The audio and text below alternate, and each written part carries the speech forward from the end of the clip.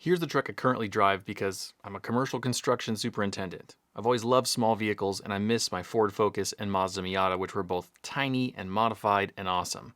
Enter the Ford Maverick, the perfect blend between a truck that I need to use as a truck and also something that's a tiny little vehicle that's probably a lot more fun to drive and cheaper to own than that giant blue F-150. But because I, along with most of us, missed the boat on the 2022 models of Maverick, I decided that I would order a 2023. And my salesman and I completed that order within 48 hours of the Ford Order Bank's opening in September of 2022.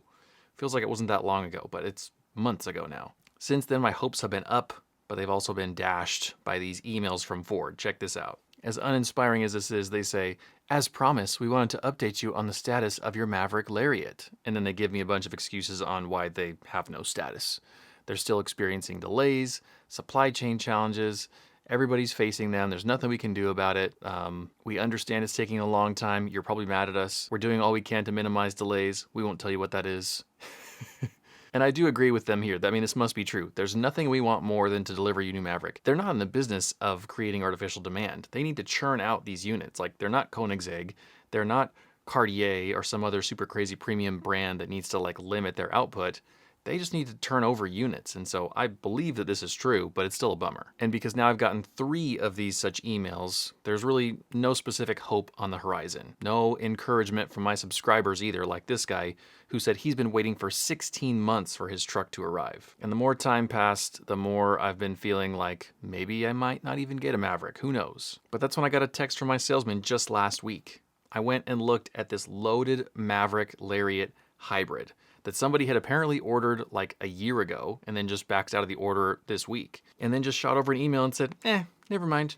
I don't want it anymore. Which is pretty wild to me. I don't know who custom orders a truck and then backs out like that. But that's apparently what he did. And so my salesman basically offered it up to me and said, hey, yours may or may not be coming. Even if it is coming, might be a really long time. You want this one instead? And so I went down and I checked it out for myself.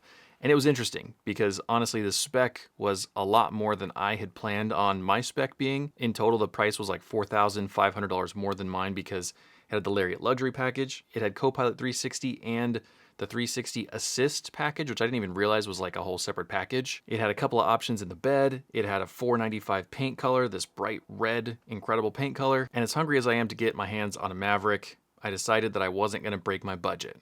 Going to stick to the truck that I'd ordered, stick to like that point right there where I hit my price range of $30,000. Not going to go really much above that. I'm going to stick to my guns here. And technically, my big blue F-150 work truck is still running fine. Just put a new battery in it.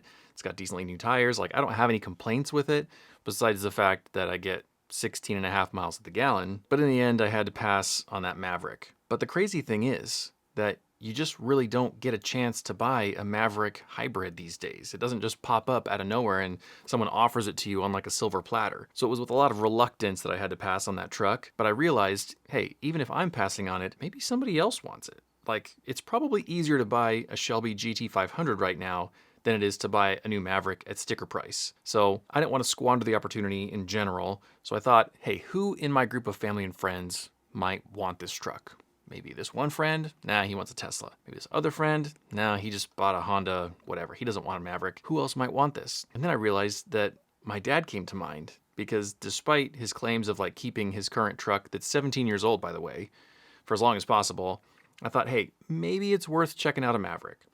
There's a lot of positive things to the Maverick. Maybe it's worth going for a spin around the block, see what he thinks. I was assuming he would say, look, it's too small, can't hold enough stuff. It doesn't have the payload I want, even though we're not really doing a lot of payloady things these days. I figured he would rule it out. But he decided to go check it out. So he went to the dealer, he drove a Ranger, and he drove a Maverick. And he was extremely disappointed in the Ranger. The ride quality was bad, the ergonomics were really unnatural, there was a lack of response that was really pronounced in the Ranger. Now when it got up to speed with the turbocharged engine, it was like, whoa, this thing is quick.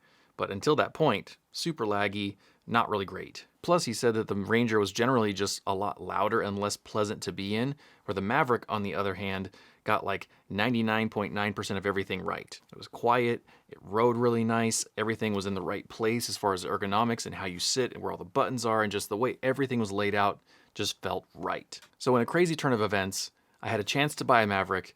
I decided not to, And in the end, within 24 hours, my dad bought that Maverick. So this was a big turn of events for us because we frankly didn't expect him to buy a truck anytime soon. If anyone's buying a truck, it's me, and then here he is with this brand new truck. Super fun. So all that to say, despite not having a Maverick of my own to test and review and make videos about and measure how fast it accelerates and everything that I want to do with it, I do actually have a Maverick accessible to me. And we're going to make tons of videos about his truck in the near future. So if you want to see more Maverick related videos, please subscribe now because it's totally free. In the meantime, watch this video of my first little initial spin around the block and my very first impressions in my dad's new Maverick Lariat. This was my first time ever driving a Maverick hybrid. So very, very true first impressions here.